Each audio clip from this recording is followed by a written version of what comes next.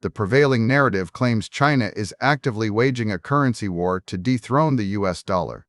The reality, however, suggests that Beijing isn't failing at this strategy due to incompetence. It's avoiding it because attempting to kill the dollar today would be a strategic suicide mission for China itself. This video flips the script. What looks like a lack of ambition is actually a calculated acceptance of dollarization as the only way to keep their own economy from collapsing under capital flight and export paralysis. To understand this dynamic, we must discard the moral framing that one side seeks dominance while the other resists. Instead, we look at incentives. States act based on survival needs first, geopolitical goals second.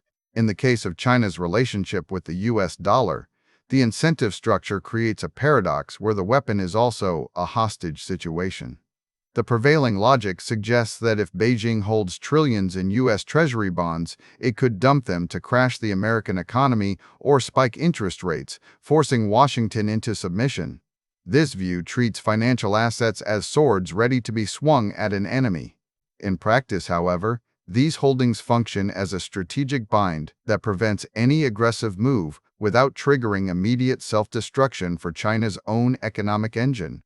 The mechanism behind this paralysis is rooted in the fundamental mechanics of exchange rates and trade competitiveness.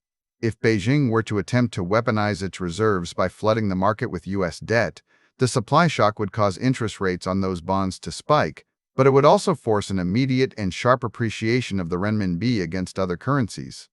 A stronger yuan makes Chinese exports uncompetitive globally. For a manufacturing-heavy economy that relies on selling goods abroad to drive growth, this is not just a theoretical risk, it is an existential threat.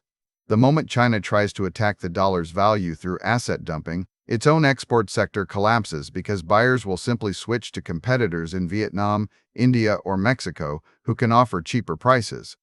Quick resource note.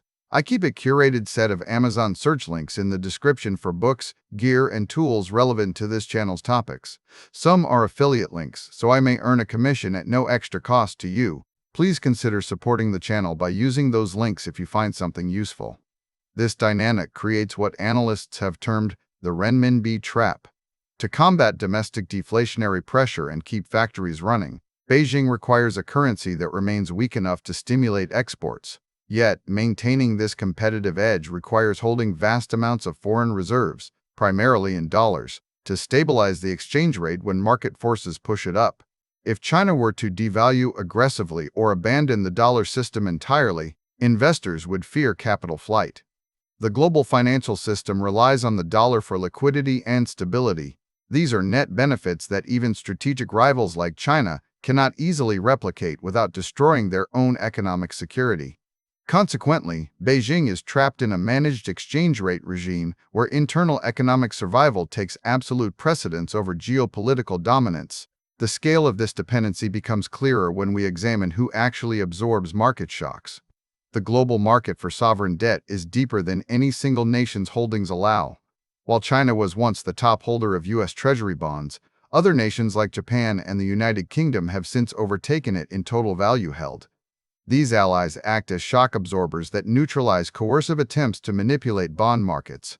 If Beijing attempted to flood the market with US debt to punish Washington, these other sovereigns would likely absorb a significant portion of those assets immediately to maintain their own strategic positions or profit from higher yields. The result is not a crash in American interest rates that cripples the US economy. Instead, it leaves Chinese reserves devalued in their own hands while failing to inflict lasting damage on Washington's financial infrastructure. This structural reality explains why headlines about alternative payment systems like SIPs or yuan swap agreements do not signal an imminent end to dollar dominance. These initiatives are better understood as risk mitigation tools rather than weapons of war. They provide a backup channel for trade in specific regions, allowing China to bypass sanctions without forcing a global confrontation that would trigger the capital flight it desperately needs to avoid. The goal is continuity and stability, not regime change or supremacy. By keeping one foot firmly planted in the dollar system while slowly building parallel infrastructure, Beijing ensures its economy remains functional during periods of tension.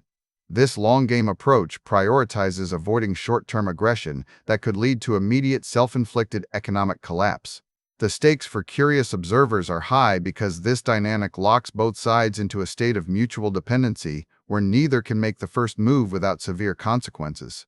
For China, the cost of dethroning the dollar is too high in the current environment. It would mean sacrificing the very export competitiveness that drives its domestic growth and employment levels.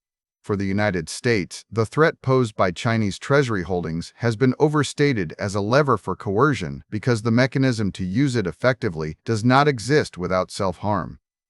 The result is a stalemate driven by economic necessity rather than strategic choice. Both nations are locked in place by their own incentives, making a sudden currency war unlikely unless one side miscalculates its internal stability or faces an existential crisis that forces a break from the status quo. This reframes the China versus dollar narrative from a race for supremacy into a complex game of mutual economic dependency where both sides are constrained by their own structural realities. The absence of aggressive action is not a sign of weakness, but a rational calculation based on survival instincts. Any attempt to force a currency war now would result in immediate self-inflicted economic collapse for Beijing before it could ever hurt the US, ensuring that the dollar remains dominant as long as the incentives align with stability rather than disruption. Thanks for watching all the way to the end. I am a one-person team working hard to make each video better than the last. Subscribe if you found value. It is the best way to show support. Drop a comment with your biggest takeaway. See you in the next video.